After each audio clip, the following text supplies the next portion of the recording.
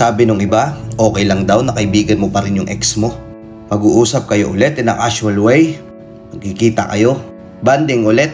Kahit in relationship ka pa. Kahit may jowa ka na. No fucking way. Sino may sabi nung dadagukan ko? Sabi nila kasi pagka friends daw kayo ulit ng ex mo, okay lang daw yon, it's a sign of maturity. But that is not a good sign to be a responsible partner. Oo, walang nagsasabi nito eh. Walang nag-open up nito. Ex ko na naman yun. Nag-chat lang, may pinag-usapan lang kami, tsaka okay lang naman yun. Wala nang feelings yun. Ikaw ang mahal ko. Napaka-immature mo naman. To think na may masasabi ka ba porkit nagkausap lang kami nung ex ko. Talaga ba? Brothers and sisters, pag ex na, napakaraming taong pwede mong kausapin. Napakaraming taong pwede mong i-entertain ulit. Bakit ex mo pa? Sige, papaliwanag ko.